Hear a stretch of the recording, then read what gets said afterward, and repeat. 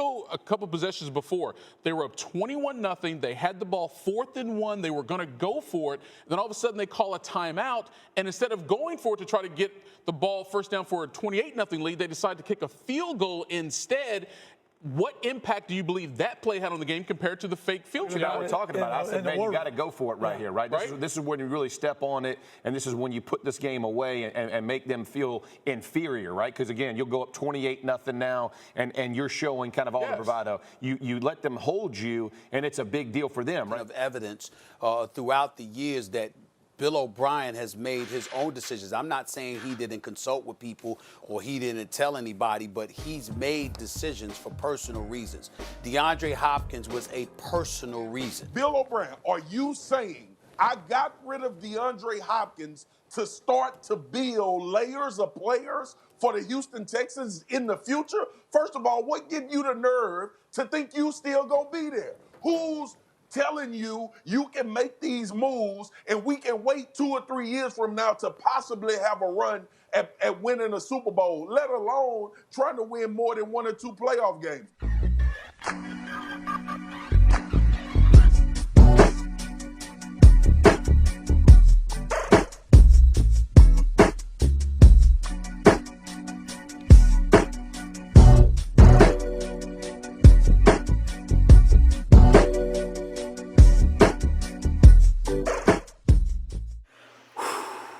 Man, so this morning I woke up to DeAndre Hopkins' photo on Sports Illustrated, where he says the outcome that I wanted.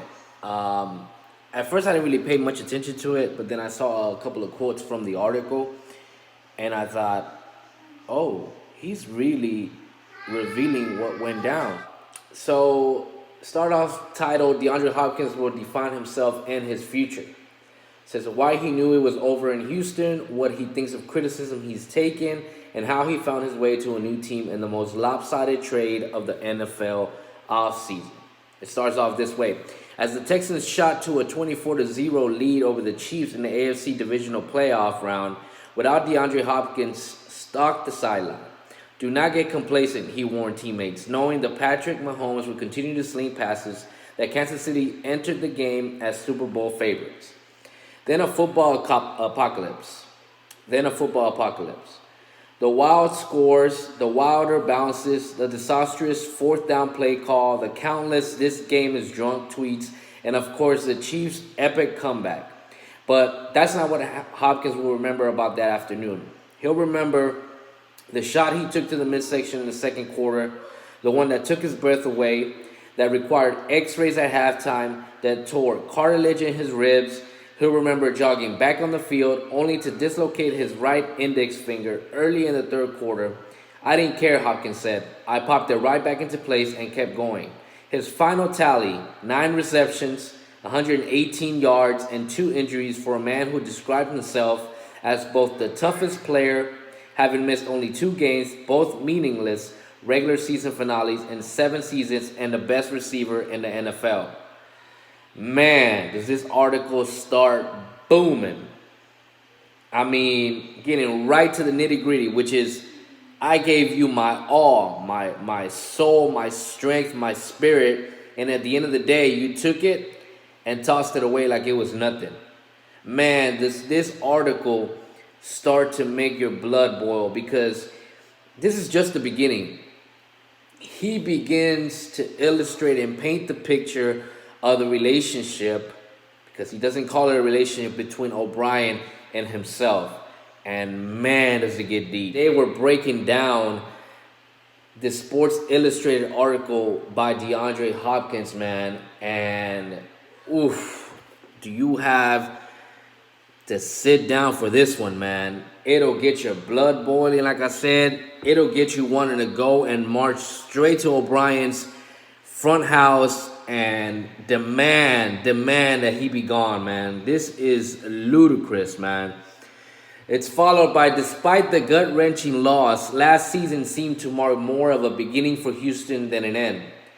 In his third year, Deshaun Watson has solidified himself as a franchise quarterback, developing a telepathic connection with his favorite target and fellow Clemson alum.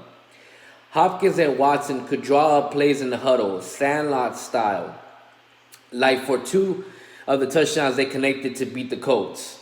Or they could adjust mid-route without even a hand gesture, as they did on deep balls against the Saints and the Bills. Off the field, they often met for dinner, laying out plans for NFL domination, the championships they'd win, the Hall of Fame careers they'd carve out.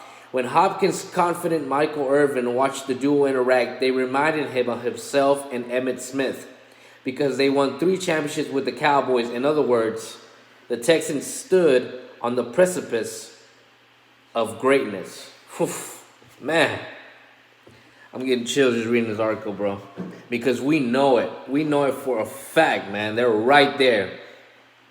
As Hopkins, 27 years old, sat down at his locker room after the game, surrounded by silence and his teammates, he had 2 thoughts: that the Texans had given their long-suffering fan base a future to look forward to, and that they would need to end their string of playoff disappointments without him.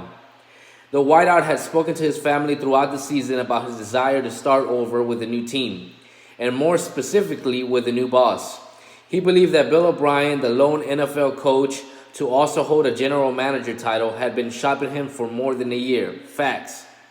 To the rest of the football-obsessed world, the idea that any team would unload an elite player in his prime, let alone one who had never carried a diva label, proposed to a kick-it net, or ripped his quarterback, even with the uncertainty under center that preceded Watson, seemed ludicrous.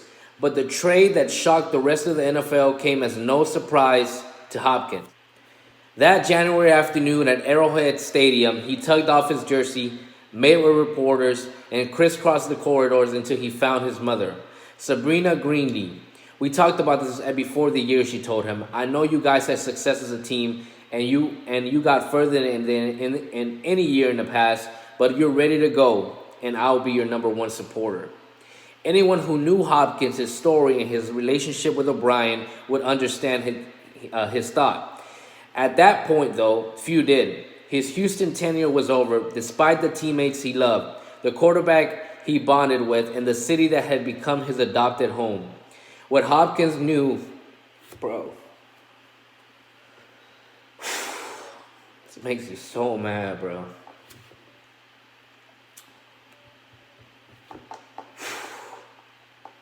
What Hopkins knew was that asking for a little raise would lead to the outcome that I got, he says, which is the outcome that I wanted. So in other words, his only way of stop being bullied and stop having a coach who didn't want him, who basically pushed him to the edge of the cliff, was to ask for a raise that he knew O'Brien would not approve of. It says, the parallels to Hopkins' tenure in Houston started back at Clemson in college, right where he grew up. When Tigers assistant Dabo Swinney took over as head coach in 2008, he was determined to turn around a program that hadn't won 10 games in the season in nearly 2 decades. Even though Hopkins stood only 6'1" and weighed in the neighborhood of 190 pounds, Swinney watched him hang in the air, making leaping, twisting grabs, turning receptions into artwork, and games into Cirque du Soleil performances. Swinney knew he'd found a pillar for his resurgence, a receiver who the coach says when he's covered, he's wide open, and when he's double covered, he's still open. At the end of Hopkins' junior year, he faced an LSU defense stocked with future pros in the Peach Bowl. Late in the fourth quarter, Clemson trailed by 2, and with its offense backed way up, faced a 4th and 16 with 1 minute and 22 seconds remaining. Quarterback Tosh Boyd threw a sinking liner towards Hopkins, who managed, while sliding, like I said, that sliding factor, to grab it for a 26-yard gain, keeping alive in the game-winning drive. Clemson would become a national power and play in 4 of the last 5 national championship games, claiming 2 titles. That play helped us make the next step, Swinney says. When Hopkins returned to campus this spring, his old coach told him there's no 44-16, the score by which Clemson defeated Alabama to win the 2018 championship, without 4th and 16. Hopkins took his own steps, declaring for the draft, going 27th to Houston, instantly making pro defenders look as silly as overmatched college corners. Irvin noticed Hopkins' greatest strength, what he has always separated him, his Hall of Fame body control. Hopkins is what Irvin calls an area code guy, meaning he caught every ball thrown in his general vicinity. Most receivers with that kind of body control, Irvin points to Chris Carter, cannot match Hopkins' speed. That is the most important asset a wide receiver can have, Irvin says. Hopkins wonders where being bow-legged as a child forced him to adapt in ways that improved his balance. But those adjustments were far easier than his life off the field. Growing up in poverty with 4 siblings watching his mother go blind after another woman threw acid in her face in a fit of jealous rage over a man both had been dating. Seeing her work multiple jobs, then learn to live without her sight, knowing that both his parents sold drugs, the death of his father where DeAndre was 6 months old, all that shaped Hopkins' mindset beyond his skill set. Deal with the pain. People you love can make mistakes. Move forward. And in 7 seasons, Hopkins has staked his claim as the NFL's top wideout. He has surpassed 1,100 receiving yards 5 times and caught 54 touchdowns passes while becoming the second youngest receiver to amass 600 receptions and finishing 2018 with career highs in catches 115 and yards 1572. Last season, Hopkins became only the 4th receiver since 2000, along with Calvin Johnson, Antonio Brown, and Shad Johnson, to be named first-team All-Pro by the Associated Press for at least 3 straight years. But he never did complete the college parallel, never delivered that signature postseason win. All that set the stage for the shock from outside that followed the trade. Hopkins wasn't mildly surprised. He even told friends he had a hunch he would be sent to the Cardinals, and in mid-March, his premonition came true. O'Brien swapped him and this year's 4th-round pick for running back David Johnson, a 2nd-round selection in 2020 and a 4th-rounder in 2021. Irvin reacted like everyone else. I didn't understand it, he says. DeAndre can box people out. He can climb over you, take the ball off the top of your head, go down and grab it off a blade of grass. That's the greatest asset a young mobile quarterback can have. That's why my mind went poof on this whole trade. In the aftermath, 2 separate but related stories dominated news cycles. One centered over why Hopkins had wanted out.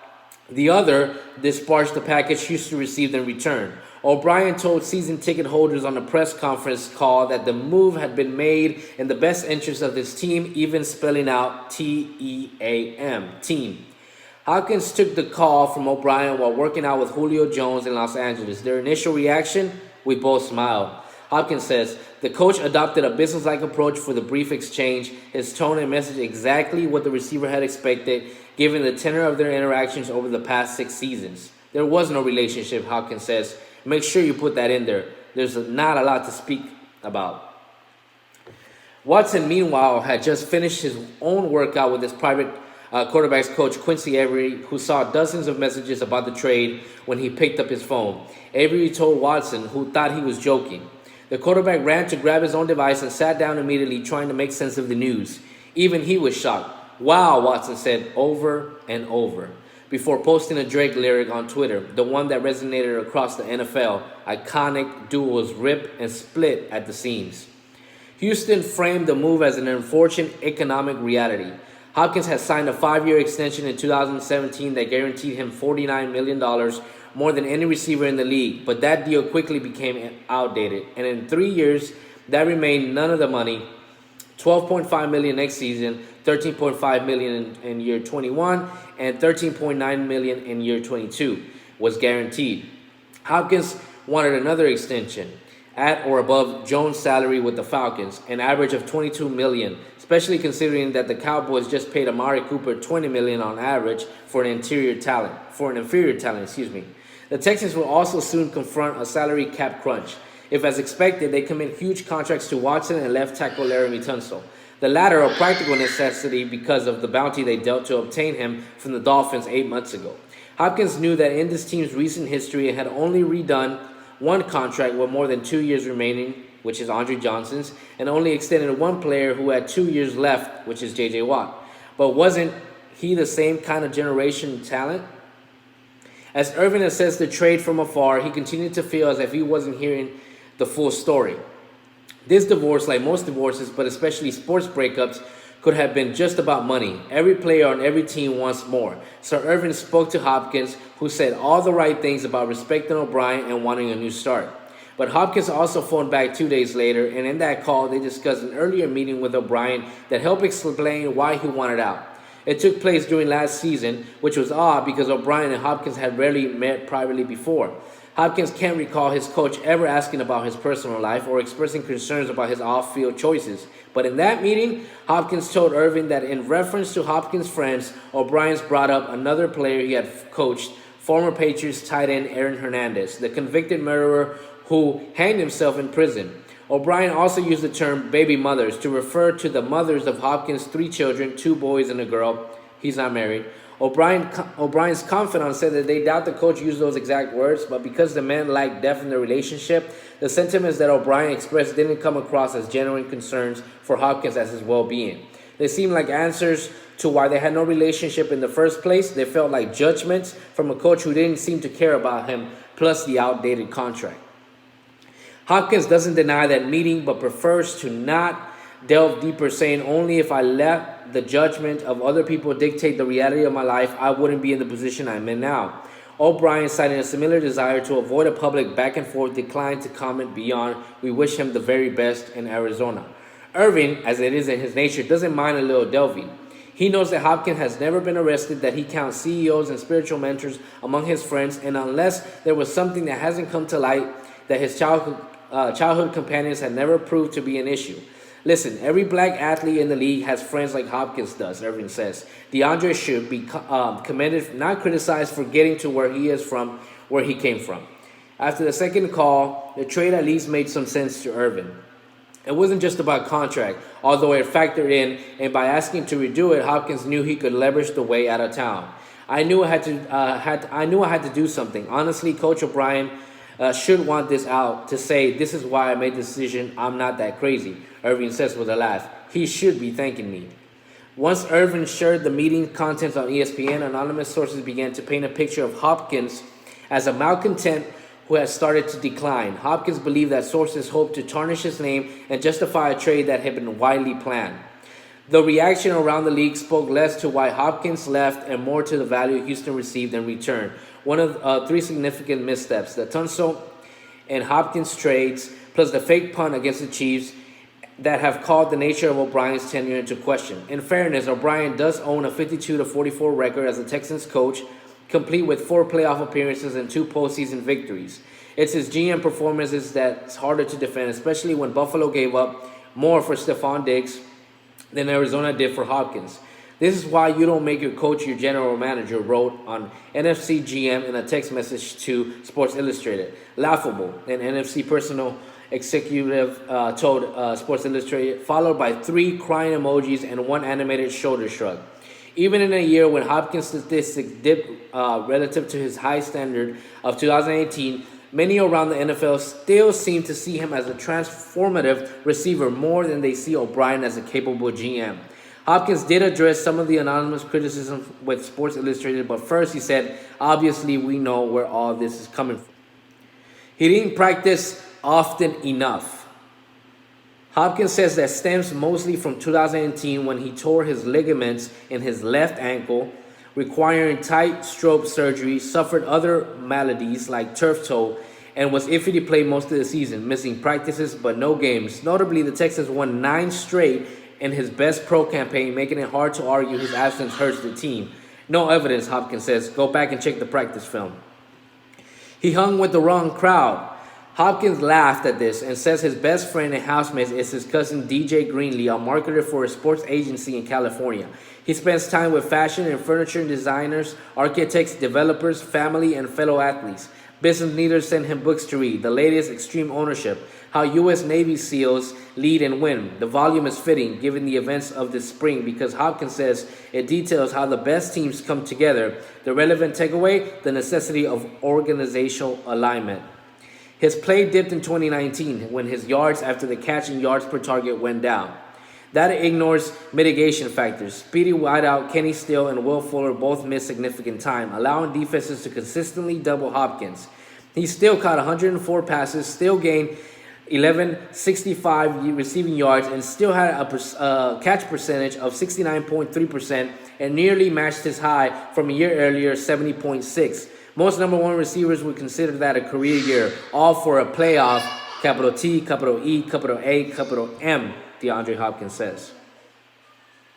What goes unmentioned is that Hopkins loved Houston, was only 20 when the Texans drafted him.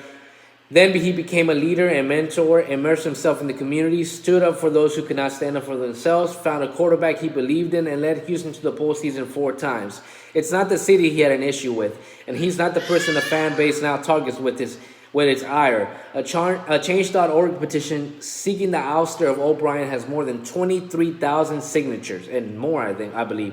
Hopkins can't help but think that he might have accomplished with Watson what they played their entire careers together, 2 kids from Clemson with strong ties to single mothers who had battled the worst that life could heave at them, now scraping with Mahomes for AFC supremacy as the new NFL era dawned. Hopkins would still root for Watson. Deshaun is going to be amazing without me, he says.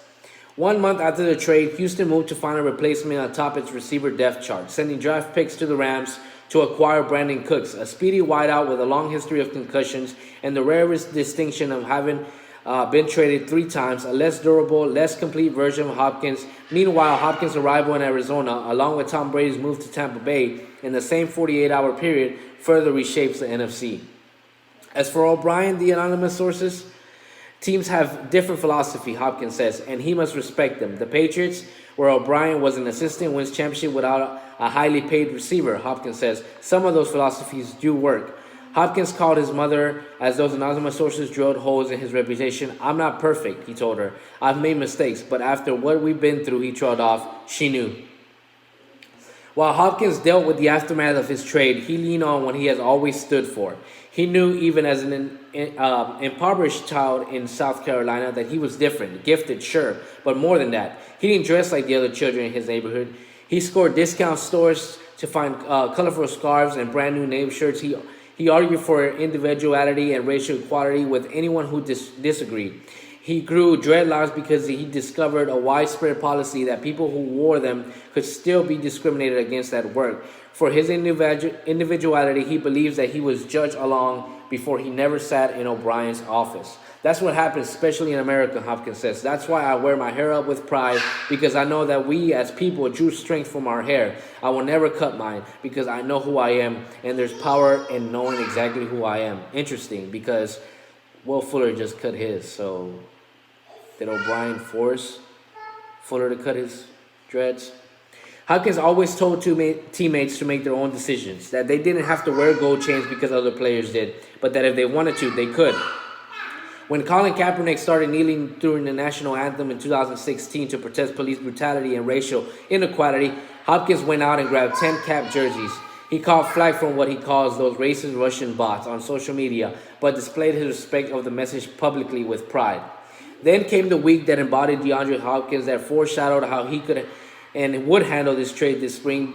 Before the Texans played in Seattle that October, ESPN released a story quoting Houston's owner, the late Bob McNair, telling his fellow billionaires in a league-wide meeting that we can't have inmates running the prison. Regarding anthem protests, Hopkins left the team's facility that day, the news surfaced, telling teammates who said they joined him, "Shit, pack y'all stuff then," and he walked out. Hopkins says he felt great, light, that he had done he had done the right thing regardless of the consequences.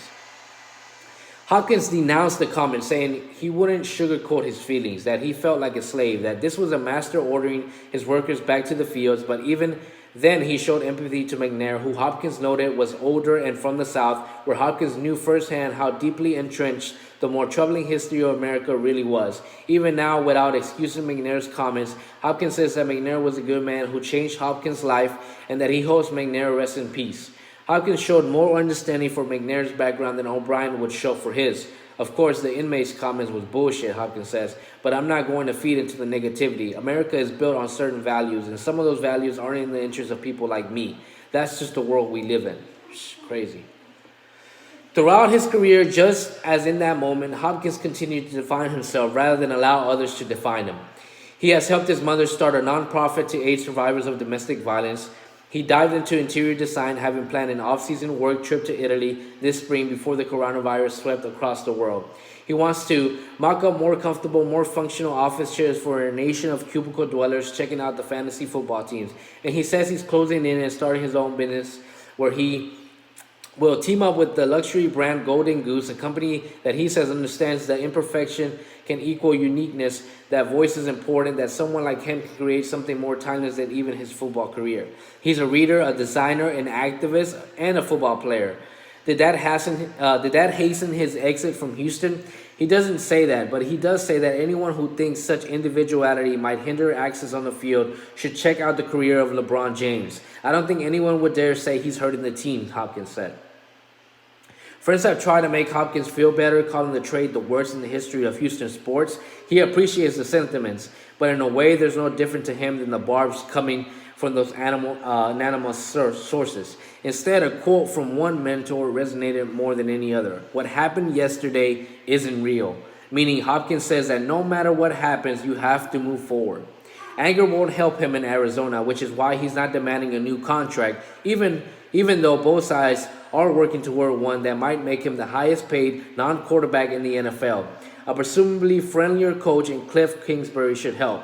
So will a cast of talented teammates, including Larry Fitzgerald and the future Hall of Famer Speedy Whiteout, Christian Kirk, versatile running back Kenyon Drake, and another dazzling young quarterback in Kyler Murray in the 2019 Offensive Rookie of the Year. The Cardinals finished tied for 16th in scoring last season with the first-year coach and QB before adding DeAndre Hopkins. Obviously, the game is changing, he says. The Chiefs won the Super Bowl with this kind of offense we have. Due to COVID-19 restrictions, Hopkins won't be able to work out with Murray this spring. Weeks passed before he could take his physical, but Hopkins passed and so did David Johnson, making this deal official. He can't yet move to Phoenix, Arizona because of the same precautions, but he's not worried. He never is. The first thing he did after the trade was donate $150,000 to coronavirus relief efforts in his new state. I'm a stress-free person, he says. I live in the present. I only care about this capital T, capital E, capital A, capital M, team. A shot at O'Brien. A look at the future and the same theme again bubbling to the surface. Change is good, Hopkins says. It's not weird. This time we're living in because of your spiritual, you understand that right now it is time to change. No one could have predicted what's happening, he says, lamenting the deaths and the restrictions. That's never good, he continues. But I see the world coming together, organizations and people working to help and protect each other. We've never had anything like that, either for humanity to pull together like it is now. Peace and love, he says, as he hangs up on another afternoon when yesterday wasn't real, but tomorrow surely will be. Bro. If you're a true Houston Texans fan, you would go look up this article, read this article, share and retweet this article on Twitter, Facebook, Instagram, anywhere you can, because this stuff has to get out, man. O'Brien, to me, is a cancer, man. A cancer, bro. His mentality about how a player should be, to me, is ludicrous. Because it's coming from a man who's not perfect, who hasn't produced perfection, both off and on the field, and now demands that from his players.